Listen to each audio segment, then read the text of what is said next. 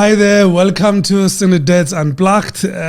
This is season 5. I'm your host, Thembiso Phakathi. We are all about building bonds, breaking stereotypes, and we advocate for dads to be present in their kids' lives. And we talk to everyone and anyone that is navigating the fatherhood story, and we want to learn from them. And thank you for joining us. And with me at this time, I've got Mr. Hlatswayo, Mike, and welcome, my brother. How are you? No, I'm very well. Thank you so much, sir. Thanks, my friend. And maybe tell us how you get to be involved with our network, and maybe your fatherhood story, and how you've been able to navigate this journey, and for how long? Wow.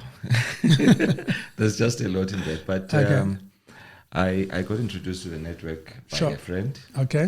That we were once colleagues with. Yeah. She introduced me to the network. That's Oh, how great. I got involved. Yeah. Involved. But then, it's not very long. No, that's good. Yeah. That's good. Yeah. And maybe talk to us about your father's story. Are you raising kids? Are you with someone to live with them? And how many and how old? Actually, the timing of this invite was quite intriguing. In fact, that's Really? one of the reasons that I actually accepted the invite. Okay. I've separated with my wife. Okay. Recently. Recently? It's Okay. a very recent thing. But Okay. we're working things out. That's good. So that's why That's good. I'm not going to dwell on that story. On because, that, you yeah. know, you don't talk It's about work in matters- progress. Yeah. You don't talk about matters when they're still sub judice. Yeah, subject care. And it's work in progress. I like that. So, but yeah, Okay. we're working things out. That's good. And but I have been married since 2001. 2001. Oh, wow. That's a long time. Mhm. Yeah, and I've got I fathered 4 children, Okay. 3 beautiful girls. With the same ex-wife? Same woman, yes. Okay. I wouldn't want to call her ex-wife. Ex-wife yet, yeah. I wouldn't want to, yeah. Okay. Because I really love that woman, so All right. I'm working hard. No, that's on great. it, yeah. That's good. Good luck with Yeah. that. So I have 3 beautiful girls. Okay. Mbalenhle, Lindobuhle, Snigubuhle, and a boy. And the boy. Is the Yeah. boy the youngest? The boy is the youngest. Okay. I gave him my name. Oh, wow. Yeah. And, Okay. He's also because, Mike. Actually, he's so significant to me. Really? All the names, he has got 3 names. Okay. And all these names that I gave him are very significant. He's got Significant. my name. Okay. He's got my late brother's name. Okay. And I gave him my clan name Oh, as one of his names. So as his name well. is Michael, Yeah. which is my name. Trebisa, which Trebisa. is a clan name. Yeah. Trebisa And clan Matlota name. is my late brother's name. Okay. So he's Michael, Oh, Trebisa yes. Matlota Hlatswayo. Yes. Oh, that's nice.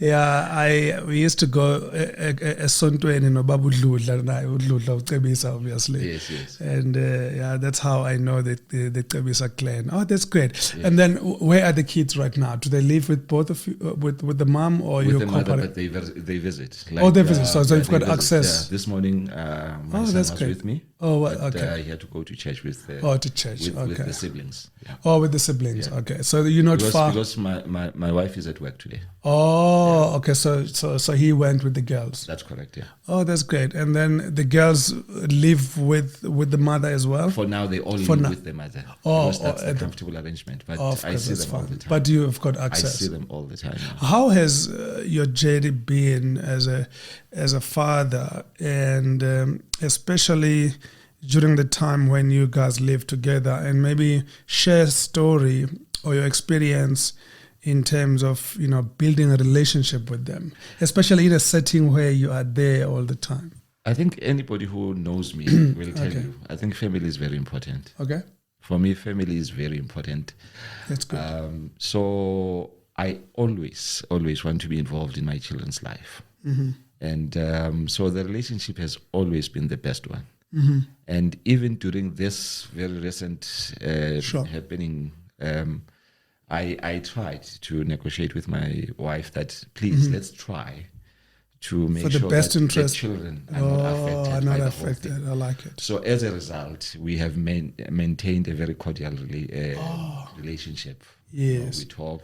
with them, where we need to talk, so that we don't affect them. I know they're affected with the current turn of events, but we're trying to minimize that. Of course, impact, the impact must be minimal. Yes. But while you were together, would you share with our network and our viewers around the specific things that you use or you do to create that bonding and almost emotional relationship with the kids that worked for you? Maybe the traditions. I wouldn't even say spiritual, because I think that's a very contemporary thing to say. But I'm deeply Christian. Christian, okay. So God is a very center of my life, and I use that as something that gives guidance to how I relate to my children. All right. And how I influence them. Oh. So our relationship was deeply dependent on Christian values. Values. Yes. And you raise them under. Yes, I try as much as I can to ensure that I share that with them as much as I can. And it's a foundation in the home. That is the very foundation, the core. Of my family, and the relationship that I have with my children as well. Yes. And did you find that the segregating and separating roles from the mother and yourself was easy to decide on, or was it just a natural thing that you would just know that what to focus on was a bit different? I guess it was very it was very natural, because me and my wife were more friends than any other thing. That's good. Yeah, because before I dated her, we were friends. Yeah. I was a youth leader. Yeah. Okay. So you became friends. Yeah. Right, so we became friends, and then that grew into becoming a relationship. Okay. Yeah. So we were more friends. So it was an easy thing for us to actually do. And then what's the impact of financial issues? A lot of fathers that we talk to, whether they live with the kids or not, raise a lot of disagreements with their partners around finances. How has that been for you as a couple? I take pride in that. In that, I believe that as the head of the family, you are the one who's supposed to determine the direction towards that. Direction. And well, I think, as I told you, my wife has always seen herself as a partner and a friend. Okay. And she would want to help me in doing that, but she always knew that is my responsibility, and we're not going to. And she gives you space for yes, that. And she's okay with that. So it's one thing that is very important to me. It's very critical. Actually, in 2020, during the COVID-19, I lost my job. Okay. And because of how important this role was to me, of being a provider, I made sure that I remain active, even if it means, economically active. Of course. Even if, actually, at that time, it meant for me to go to a friend who runs a business at the township and say, Cool, and I cannot be a father and not provide. Of course. And I had to do that so that I at least make sure, Uguti, I continue the role. Yes, yeah. Because for me, it's very important. Yeah. It's very key. And that gap. I actually believe, I normally would say, I cannot imagine myself. I think that is one thing that will break me. And your role as a father would be compromised in a big way. I really believe that. Yes, I really do. And since you lost your job and you didn't feel a gap being created between you and Abantwana, and that relationship has been maintained. I actually tried to make sure that one, you make them aware of the changes that will come into place, because obviously I moved from a very high level or bracket of income to a very low one. But I guaranteed them, I gave them a promise that the fundamentals will be taken care of. And the love for you is not for example, ever since that has happened, we've never gone to bed without food. Something, Yes. Yeah. And I make sure that the basics are there. The basics are in place. Because I think that's important. Yeah. That's very important. Talk to me, Babu Mhaisa, around raising a boy child and a girl. You're raising 3 girls. Yes. And I'm raising 2 girls. Oh. And they're big now. They're much older. They don't live in my house anymore. How has that experience been for you? We always talk in this network also around understanding that the needs, expectations, and for a boy child and a girl child are different. How have you navigated that part instead of understanding their different needs? I actually treat all of them, not really on the basis of gender. Okay. I treat them as individuals. As individuals. Mm-hmm. They have their own dynamics. Mm-hmm. So I have a special relationship with each one of them. Okay, and it's different. So it's different. And it's not based on gender, because I think that will frustrate you. For example, my second-born girl is very stern. Actually, most people are saying she's really? like me. Okay. Yeah. Wow. So she's not really a girl-like. Oh, she's different. She's very different from an ordinary girl. Yes. So you frustrate her if you want to limit treat her like that. Yes. Oh, so I treat them differently, and I have a different relationship that's individual with each one of them. I try and do that. That's great, because then it's authentic, and it's based on who they are as individuals. Exactly. Yeah. Because they are different. You're right. Yeah, and maybe I would also allow them time with me where I have an individual conversation with them and get to understand them as individuals. And how do they relate to you? Are they open to raise issues or ask questions, especially that may be like sensitive? I've discovered that actually changes with time. Does it? Okay. As they because grow. The younger they are, they were very close to me when they were still young. Okay. Very close to me. And now? My friends, umama bo besimvalela ngaphandle. Ngaphandle, But now, they are women now. So they've Actually, grown they now. even say, I didn't want to get any kids. Oh, okay, yeah. And they've grown more closer to their mother. And I guess maybe it's because there's more now. It's age. Yeah, it's a stage. Woman needs than yes. Yes. But we're still very close. Yeah. And how do you advise fathers that are really reluctant to get to know their kids? I mean, regardless of gender, as you say, to really step up and be closer and be present, because this is what we are as a network. We're not saying chase the mother. Well, if you can get together, it's even better, because co-parenting in a situation where the relationships between the mother and the father are healthy is always advantageous. That's true. But we're advocating for a situation where the father is really emotionally involved with their kids. What's your advice to those that are really on a run for whatever reason? Whether because either they feel financially I'm not providing, and therefore I'm a bit embarrassed to be having a relationship with the child when I'm not providing. What's your advice to those people or those fathers? You need to be there. Yeah, you need to be there, because there's nobody who's important in a child's life like a father. Like a father. Because if you're not there, there's that imbalance that is brought into their life, whether you like it or you don't. And as I indicated to you, I actually run a lot based on what I believe in as a Christian. As a symbolism, the Bible refers to God as a father. Sure. So if you, as a father, you're defaulting, you actually impact their perception of who God is in their life. So it's very important that you get involved. And that is not only as a Christian, any other father. It doesn't matter. Any other father. If you're not in your child's life, there's a lot that you're impacting, directly or indirectly, and negatively. I was talking to Baba. And actually, sorry. No problem. This is not even about money. It's not. This is not even about money. Just a presence. Yeah. Just be there.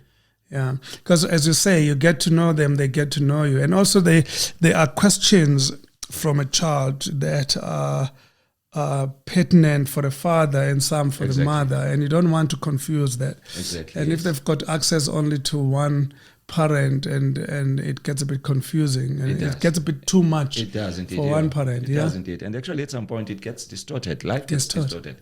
You'd see girls who grew up without fathers. Yes. Sometimes they get too close to their mothers, where the lines are blurred.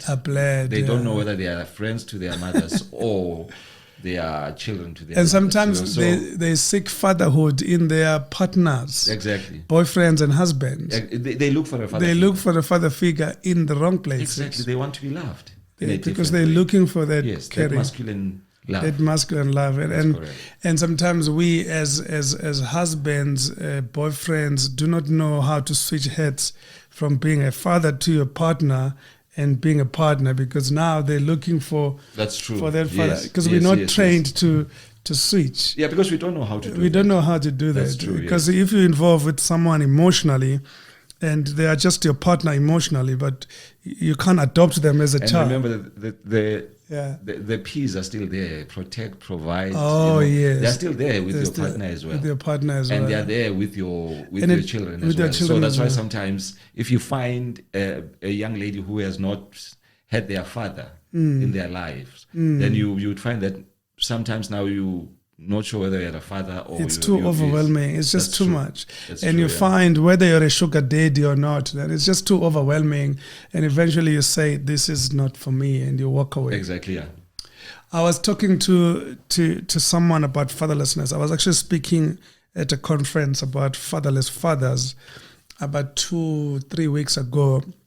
And I was saying there's an impact. If you are a father and you were raised without a father, surely that has a big impact on how you raise your own kids. In fact, if you look at our political socio-environment before, during the apartheid time, Yes. that's where a whole lot of us got affected negatively. Oh, because ngalezo inkathi lezo, fathers would have to leave their homestead, yes, come to somewhere Joburg else or somewhere else or for exile. work. You know, some to exiles and whatever. And then we grew up with homes that are not well balanced. Ish. You know, so boys would grow up with no fatherly examples. And the societal impact Exactly. of that. And I think that's where you get the thing ukuthi ukulimala komndeni, ukulimala komphakathi, Komphakathi. you know, and ukulimala komphakathi, ukulimala kwesizwe, because Ish. I actually don't believe in ukuthi it's a mass thing. It starts from a small scale and then it affects the whole nation. It just boomerangs and then it can vibrate into. Yeah. But then that is a very good example of how we were affected. You know. And broken homes breed broken society, as That's you say, true. and Yeah, broken yeah. society breeds broken countries. That's true.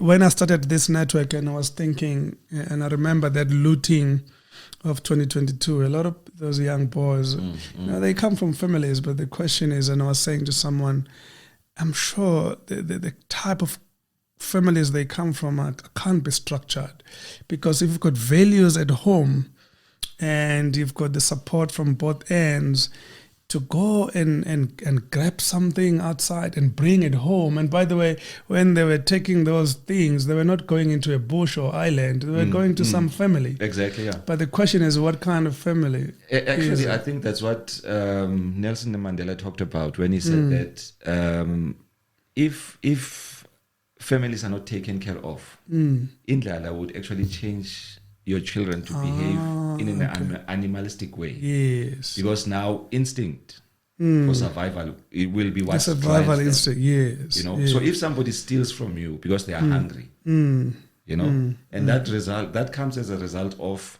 homes where umntwana tends to be a parent because there's no father who provides and take care for them. Yes. So they have to go out there and survive any other way. In any other way, So it becomes survival because of the they've got fittest no and the one, strongest. no one at home to provide. Exactly. What can we do through this network and through the work that you're doing as a father, also as a spiritual father? What work can we start doing in communities, just where we are, and also using platforms like these to raise awareness of the importance and the criticality of being a present father? Is there something that you already have started or you're seeing in the community where you come from? Interesting enough, I was actually, before I answered that question, I was talking to a friend yesterday. Okay. This friend discovered that a daughter that he was raising, that's one of the dysfunctionalities that we're facing as fathers. He discovered that a daughter that he was raising was actually not his for 24 years. Ouch. 24 years. Yeah, and he's actually said to me, then how do we deal with these things? He's taking it so personal, he thinks it's actually a legal matter. He thinks it's a constitutional right for a parent to know if the child that they are told is theirs is really theirs. Confirm. He's actually raising radical things like maybe it should be brought into law that wonke umntwana ozalwayo. Funeka wenze paternity test. Yeah, so that umuntu abe sure ukuthi akaraise umuntu lo. And then he was asking me, how do we deal with such things? How do we know? Which I think similarity to that question and the question you're asking is that my response would be, I do not believe I actually believe in a system of cell-based approach where we start, like, if you read the Bible, we just had a group of tens, hundreds, and thousands. In other words, they would start in smaller groups. You know, there would be leaders of tens, leaders of hundreds, and whatever. So if you want to impact people, we'll have to start in small. Start small. Exactly. But at least have a vision and at least know where we're going. Yes. You know. Yes. And then because umlilo thungelega from one match. Yes. Yeah. You know. And it's a vibration that you want to create, and exactly. you're not gonna bother. In other words, don't bother about going big. Yes. Start where you at. Start somewhere with what you have. Yes. Even if you could be a group of 10 fathers. With the resources that exactly. you have. And then when those 10 fathers are dismissed into different communities, they go speak to other 10 fathers in their communities. And then those 10 fathers, because by the time you realize, you would have spoken to the whole nation. You know? That's one of the reasons we created the platform like this, because we're saying we don't have a school or a university that teaches fatherhood or that teaches parenting, but through our own experiences as dads, as fathers, married or not, we can share knowledge and experience and stories to bet. Because I was saying to someone else that I don't think as a father I'm going to get it to a stage where I'm saying, I've got it. I know how to do it. It's going to be a journey until I die. As long as I have kids, it's going to be a journey and it's going to be a learning path until I'm gone. But to create support groups and networks and platforms like this, it's something that is a very good start. And I was saying to the guy I was interviewing the other day that start in your immediate sphere of influence, your friends. That's true. If you go to church, speak. And by the way, someone was saying, why do fathers and men don't come to church? Because he's saying to me, a lot of support systems in churches are geared, towards women and children. Especially the charismatic churches. Sure. Are they really geared towards... dysfunctional. There's only one father in those churches. All other men in the church are boys. Imagine. The structure that you actually, as a whole group of people, call one man father. Imagine. It just doesn't make sense. It doesn't. And it's just kids. Where this man is able to say, Hlatswayo, when you understand? And you why are men not finding? So it's not empowering at all. So that's why men don't really go to church. So the system of those churches is not geared towards supporting. And you know what's the sad thing? Yeah. That's not even God's purpose. Wow. That's the sad part. Because as far as I believe, God's purpose is to empower men who will empower the nation. The nation. Exactly. Because nation without praying men are weak nations. No, it's a weak nation. Weak nations. And most men are not finding that support system that's geared towards supporting that's men. Going to strengthen them. That's going to strengthen That's them. Going to empower them, affirm them. Exactly. And that's why they don't find value, to go most to of them, to go to church. Why must I go there? It's always geared away. That's why when you go to church, women are the most excited one. And they're actually excited about one man. Wow. Who's leading the church. Exactly. Which is very, very sad. And this gentleman said something very fundamental. He said, first of all, they take long. And men have got responsibilities at home. And if they don't get value, and yet we are spending 4 to 6 hours on a Sunday. It's not targeted. And on a Sunday. It goes to a point where they don't see this guy prepares a message but ends up telling about other things because it's his show. It's his show. Yeah. And it's not geared. And maybe, I don't know whether he sees competition or I don't know, but it's about embracing other people and kids, but not men. And let me tell you, I've been very much active in churches. I've been part of 2 or 3 starting churches. Starting churches. And what I've noticed is that when it's my sakal in God, they are authentic. Oh, because okay. the calling is nomlilo at It's that time, it's a strong. and it's focused. Yeah. But as time goes on, it now becomes about them, because the bigger the crowd and the bigger the audience, It's to take the the glory. They want to excitement, take the the glory. excitement grows. Okay. And if you are not matured enough, then pride takes over. This thing is no longer about God and your vision. It's now about you. It's about you, the It's leader. about you. It's now performance. And Every it Sunday you go discourages there. other men. The other Every men Sunday you go there, you go to actually watch a one man's performance. performance. Yes.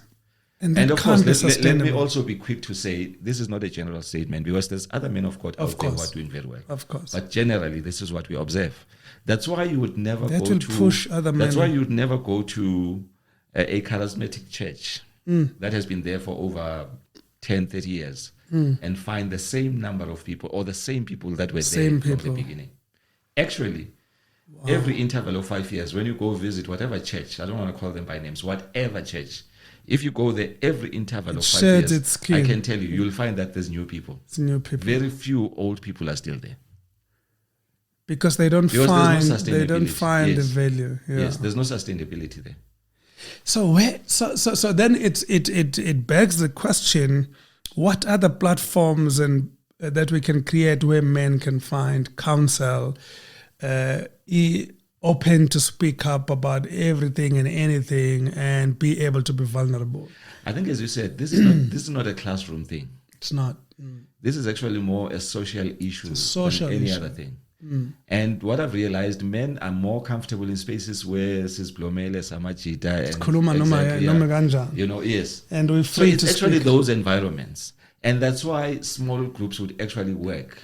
Smaller Because groups, yeah. I'm not really comfortable to speak in a group of Yeah. 10,000 men that I don't know. Especially if you're going to talk about the things that are embarrassed, that are hurting. Exactly. But I'm more comfortable with the people that are close to me. And you create you that know. closeness, yes. If you are guys that would say, okay, we're just 5 guys and then we meet whatever. Once in a from while. time to time. Yes. And then the central structure, which maybe would be something like SDN, Yes. would then inform the vision in terms of sharing, vision, sharing literature, sharing And supporting one another. exactly, sharing principles, sharing policies or whatever. Yes. You know. Yes. But it's nothing that really you can dictate as a club of 10,000. And no one membership. has the one answer. Exactly, because Crystal even ball. if I get your literature, I would interpret it my way. Exactly. And when I get to my house, it's unique from your It's house. unique, I yeah. would still have to apply it differently. Apply it differently. Exactly. Yeah. So I think it starts with networks like this and support groups for men in South Africa on the rise. When I started this network, there weren't as many. But now I'm seeing when I go on social media and a lot of people are We are more starting conscious fathers now. We are starting more to conscious talk fathers about now. Because yeah. our children are not back home. They are here with us. Exactly. Yeah. Our families are here with us. Yes. You know, so we are more conscious. And we are raising awareness and it's a good thing to hear these stories. And I think there's power also in storytelling. I was saying to someone, sometimes the things that bug us as guys, it's things that are deep-seated. But just because we were raised to be told to be strong, you are a man up. You shouldn't cry. And our ills of the far past, we suppress them and until they become bigger things. But when we talk about them in open forums and maybe it's a way of sharing. And when you share, you start healing. You agree with that? No, I do agree with you. Because Completely, we need to encourage those settings, whether it's 5 guys, 4 guys. Actually, those are most powerful settings, as I'm telling you. They're very informal, but they're in powerful. fact, I believe that also what's important is that us who are conscious about the importance of a father role need to walk that path. It's important. It's very important. Do you know other people do not learn from people who are telling them what to do? Yeah. They learn from the people who are doing the right things. While doing the right things. You don't have to tell people what to do. You just have to observe. You just have to do the right thing. Yeah. Because what's important to me, actually, for me, it's not you, it's my son. Okay. Because I want him to be a father one day that I was never to him. It should be better Actually, than should you. be better than me. That's what I'm trying to say, yes. Yeah, it should be better than you. And I can only do that if I demonstrate that to him. And I like the way the using the word demonstrate, not just talking Not to just him. talk. but Not just show talk. him Yes. how to be a good father. And he must know that you love him. Wow.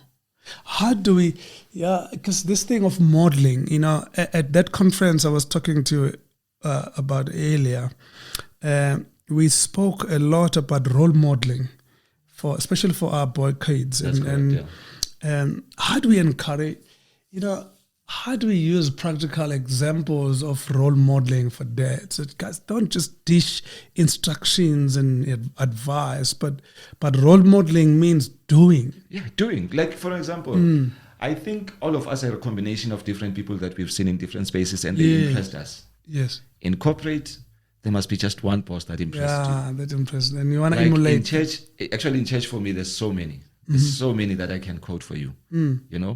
People that I've watched and said, I love that, and I would take that. The lessons. So that's why it's important that actually you do the right thing wherever you are. It's more about you than other people. It's more about how do you live you as a person? Because you want to live.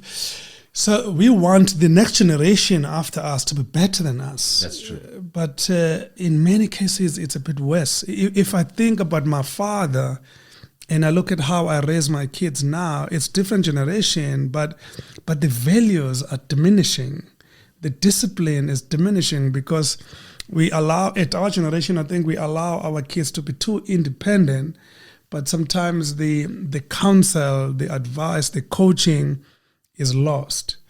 But I agree with you. We need to leave the next generation or build the next generation to be better fathers than us. They become exactly. They should see us and say, if I could be just a sample of what that man is, yes, then I think my children's life would be better. And the societal ills that we see now today in our communities would be much better. Yes. Because if charity begins at home and structured, because I just think, and now there's just too many kids that are raised by single parents. Yeah, actually and now, I think what's killing us now? Yeah. And as fathers, our women have bought into the idea of women's right. Okay. If you check, the idea of women's right has been exaggerated a lot in black communities. Okay. Not if you look at other races, the Indians, yes, the whites, yes, they're not very much excited by the idea. Okay. Because everybody's role is clearly defined. It's clear, but in our communities, we have a challenge where the rate of divorce is like going up the roof. Yeah. Because women cannot they're not very patient with their men. Yo. And they want to play both roles. They want to be exactly. And there's something that TDJ says, which I think maybe our women need to understand. Okay. Our lives and our responsibility is such that as men, you can never be balanced. You cannot give it all at once. For example, you can't be everything. Yeah, he talks about this. He says, if you're a man, you cannot be able to give to your woman time and resources at the same time. Because for you to get the resources, you need the time. That she needs. Yes. Exactly. Yeah. So you'll be away from her and starve her of the time. Yes. But if you give her the time, then it means then who provides? You don't get the resources. Who's gonna get the resources? So that confusion, is a problem, because then our women are not happy with anything. Because if you get the money, then you're not having the time for the kids. And that is where we actually need the patience from our women. Because they're creating the balance. So that's why the role of both parents in a child's life are very, very important. Very, very because you can't be full-time nurturing the child, then who's going to go fetch the money? Exactly. And when you fetch the money, then who's going to be there? Who's nurturing? Exactly. So that balance is good. And imagine then a parent who's doing that by him or herself. It's tough. You're busy trying to raise and nurture, but also you need to fetch. It's tough to the children. You see those and the impact you see it later in life. Because you see it later. Yeah, you see it later in life, because now they go to school, they are busy and whatever, but they are missing certain elements that they will need and the skills that they will need when they themselves become parents. because how they are raised now. That's when you see it, because they'll become. That's the when parent, you see it. Because to them, the parent is their hardworking. Either Is the their parent hardworking. is their hardworking, Or the nurturing one. Yeah, Yeah. you know, yeah.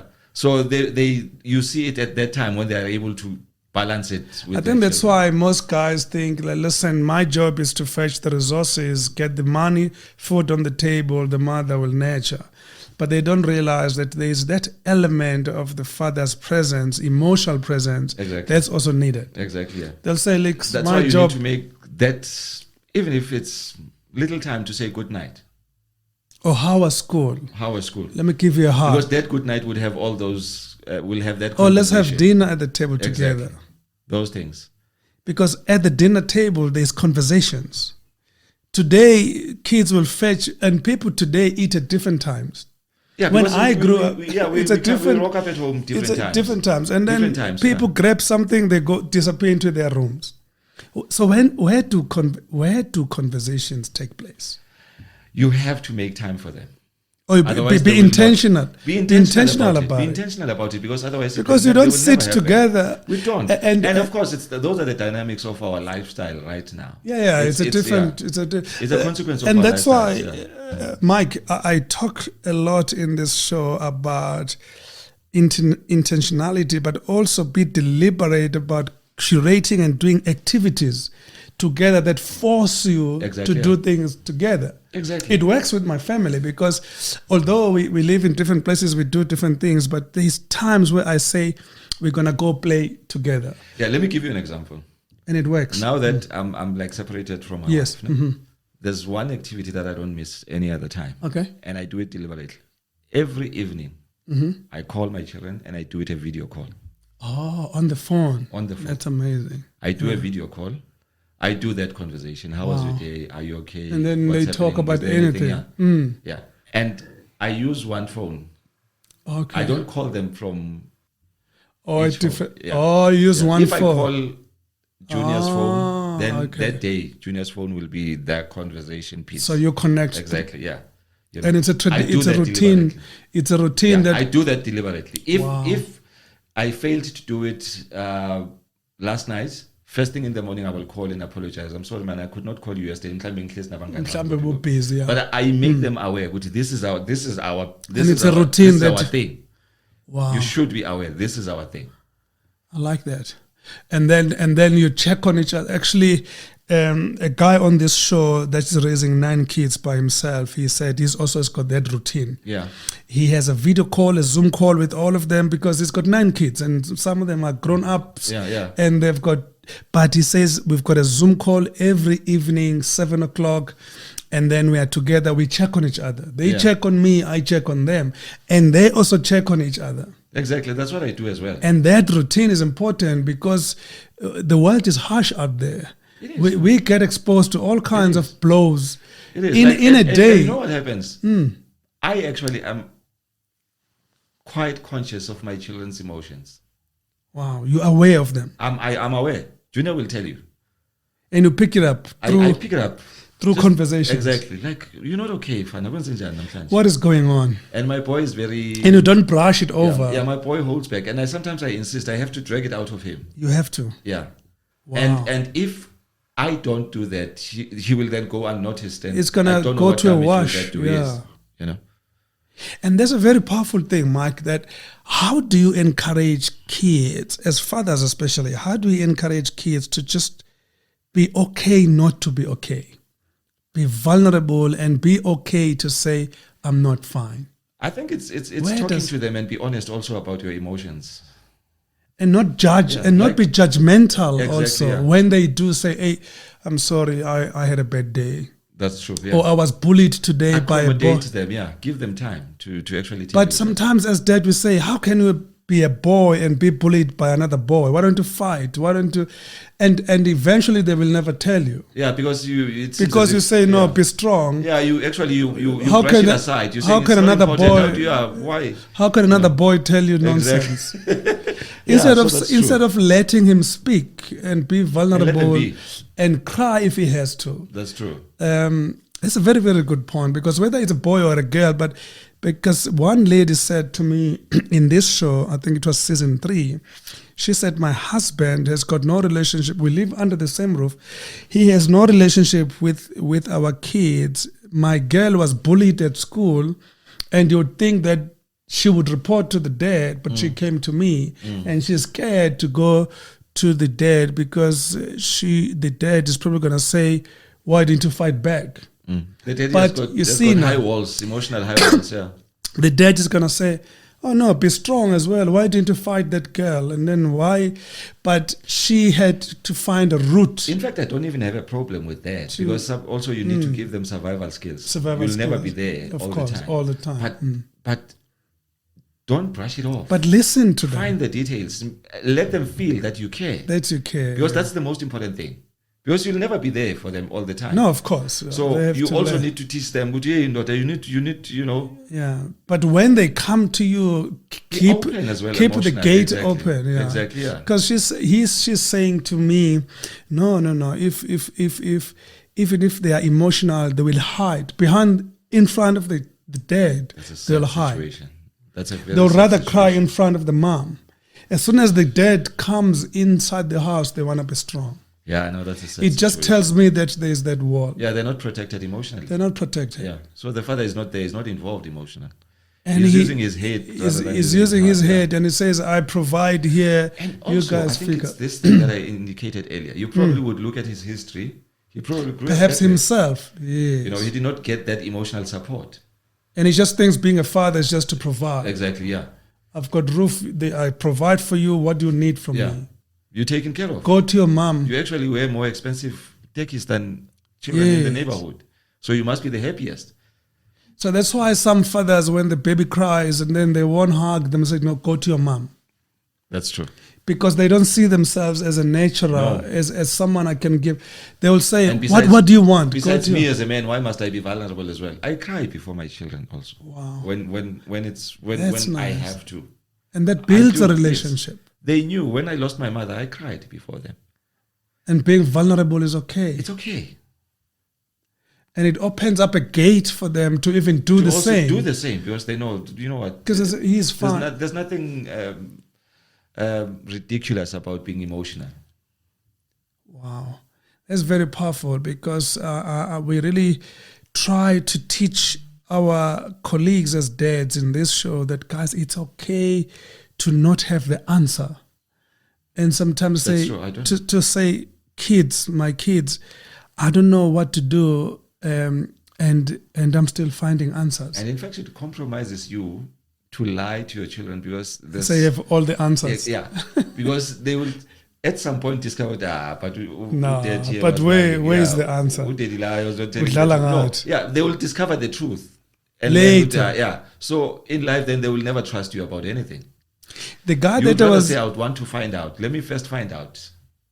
And it's okay as a dad to say, I don't know. I don't know. Yes, I'm gonna find out. But teach them that not knowing should not be the end of everything. No. I'll find out information. Yes, exactly. Learn from other people. I'll come back to you. Exactly.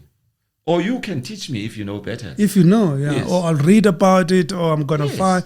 The guy that I was interviewing before you the other day said that he allows himself to say, I don't know, to his kids. I haven't thought about it. And he says he taught himself not to always think he has all the answers. Because you don't. For the kids. Because you don't. Because you don't, actually, yeah. And if you give them an answer, but sometimes there's internet, there's Google, there's whatever. They will find out. They'll find the correct answer. They'll find the correct answer. So and then you lose credibility. You lose credibility. As a dad. Yes. Because he was saying he was raised by a dad that always had all the answers. All the answers. So he says to be a true dad, for him he thinks to be an effective dad, you must have all the answers. Look, I agree with that one.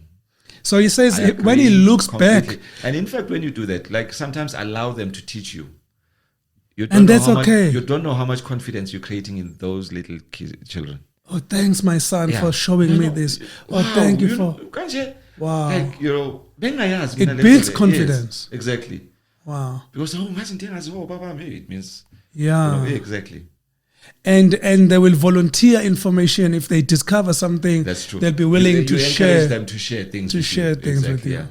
Yeah, because he was saying, the way I was raised, I would ask my father any complicated question, he would have. He would always have an answer.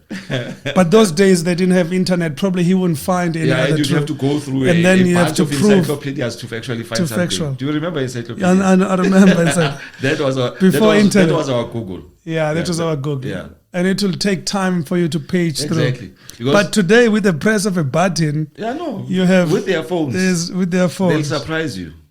That's amazing. No, Mike, this is fruitful conversation. I really would like us to continue having it, because there's so much wisdom that we can tap into from your experience, and especially I want to continue to talk to the spiritual fathers. You know, some kids that I talk to in this show that are over 18 years will say, no, I've got no relationship with my biological dad, but I talk to my spiritual father. And I try to understand the relationship between them and that spiritual father and what they're learning. But I always say to the people that come to the show, every child, if you don't have access to a biological dad, find a father figure, whether through a church, through community, through a friend of your mom or whatever, but that father figure you can trust, whether it's spiritual or otherwise. I think that's important. Very important. Because sometimes chasing that biological father that is on the run, that is crazy, that is hot and cold. Maybe sometimes it's not even it affects you as a child. Yeah. But if you've got someone that you really can trust, that can teach you stuff, and that's okay. That's true. Sometimes baby mothers will say, no, I've given up on that guy. He's hurting my kids. I'm raising them. And I'm on my own. We can even encourage those baby mamas and say, find somebody. Yourself, facilitate. Facilitate. Exactly. Even if it's your brother, even if it's your cousin, but you know that this is a solid man. But some will say, no, I'm playing both heads. Exactly. It's not possible it's to not play. Possible. It's not possible. You don't have both of it. They will say, no, I'm both a father and a mother it's to not this possible. child. It's not possible. That's a lie from the pit of hell. And they confidently would say, I do everything. You're just lying to yourself. You can't. And you don't have natural skills. You know that some of these other to things, be a father. like I gave you an example earlier on that my daughters were very close to me yes. when they were young, you know. And when they grew older, they had started to have calves and whatever. They said, I didn't want to get this calf. That's the time where I'm then becoming a little irrelevant for them. I can't do it all. It's a stage. So there's a stage where you as a mother, you need to take over. And it has nothing to do with you. Don't take it personal. Don't take it personal. That's how life is. They're evolving. And their needs as they evolve change. They will change. And actually I was hurt at some point about that, I took it personally. Did you take it? I took it personally. That and now they're telling me exactly. I didn't want to. At some point, I actually want to party, but at least I had a presence of mind, and I said, okay, let me allow it. But I also had conversations with other people because I was worried about it. But I realized that you cannot be everything at all times. You raised this by 14-year-old. When he was about 10 and 11, his mom, he lived with his mom, but we co-parenting.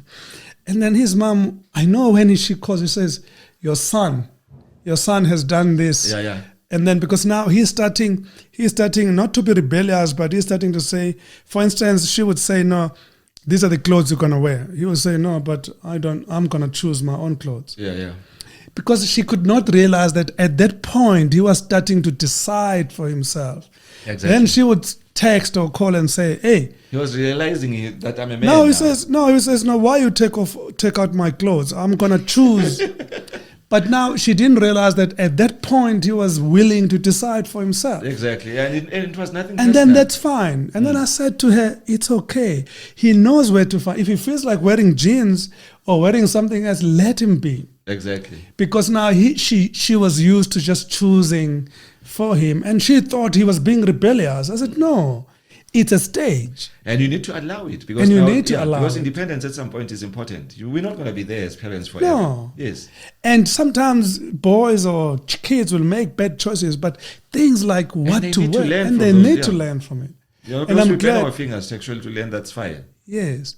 And we need to allow them to evolve. And sometimes as they evolve, we will feel a sense of detachment, as you say, but that's okay. It's okay. Because maybe they're going to lean more towards the other parent. And that is actually not okay, because then you're defeating the natural process of It's growth. a natural process of evolution. Exactly, yeah. Like of growth. Holding on to your children a lot. And overprotective. Exactly. That's dysfunction. Yeah, no, you're right. Yeah, that taught me a lesson with my boy. I realized, no. What do you want to wear today? And he would open his wardrobe and say, no, I want that. And the mother would say, oh, no, it's too cold. I said, no, give him a jacket. If he wants to wear like that, let him be. Yeah. But as a backup, if you think it's too cold, give him it. But he wants to look that way. Yeah. Because it's his choice. Yes. And it's his choice. And then he's big enough to have a choice. And it makes him feel a certain way, and it gives him confidence as he walk out. Yeah, it gives him confidence. And maybe he also sees his other friends, how they look like, and maybe they're going together. And but sometimes as parents, we just think kids will always remain kids. Kanti, once they are 18... Actually, in our minds, they always are. They always are. I have... Is it? My daughter is now 27. Wow. My firstborn. She's an adult, yeah. And she fell pregnant at 23. Oh, wow. I was mad. At 23? I was mad. You were crazy. Other people were saying, actually, but you're lucky. Wow. Others... Teenage pregnancy, you've never experienced it. Yeah, at 14. And this one is almost close to work. But you're... No, but she's still I'm young. reflecting myself. I realized that I was actually reflecting myself to her, which is not wrong, but it has to come out healthy. And you don't know how much damage you cause to that young lady when they fall pregnant, and in the way you react. And disown them and do all those things. And the way you react, you're killing the spirit. Exactly, yeah. Instead of saying, listen, it's okay. It's okay. No. Actually, it's not okay. Mm-hmm. I don't want to say it's okay, because I still believe in this. Okay. That I believe that she was supposed to fall pregnant after marriage. And I'm not going to compromise that. Okay. But it's okay that she made it. It's okay if she made that mistake and realized, first of all, that realized and accepted and learned from that mistake and own it. Because I don't want to encourage her to now come back and before marriage and come with the second grandchild.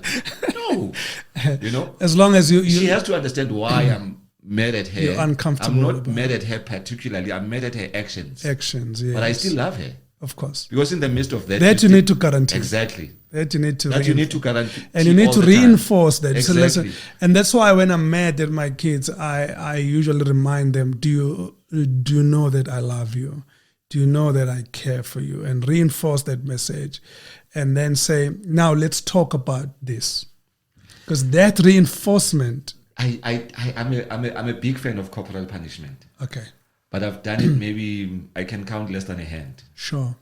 With all my children. With all of them. But each time it happens, they will tell you that Daddy has told me why he's doing it. Okay. And I should understand that he's doing it. Mm-hmm. And at the end of it all, he's doing it because he loves me.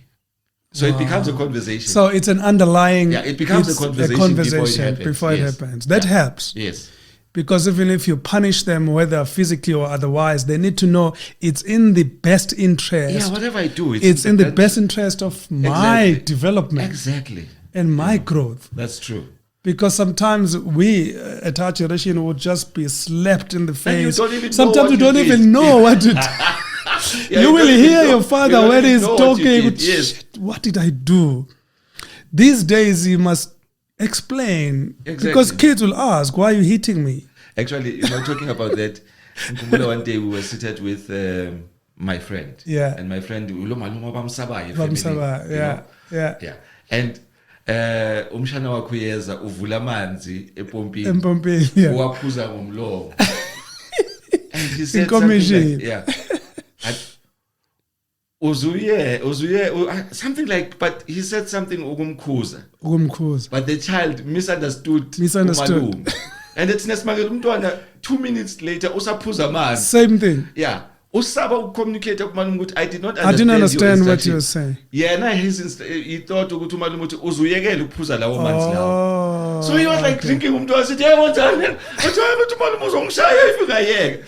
So I think it's very important that when you also allow them or encourage them to ask questions. To ask, yeah. You know? Because it doesn't matter what the situation is, yeah. Especially language today. Exactly. Because sometimes some of the words we use, especially as uncles, yes, and they won't get it. Exactly. My friend, this has been, I wish we could just continue. I'm enjoying our conversation. Thanks for your time.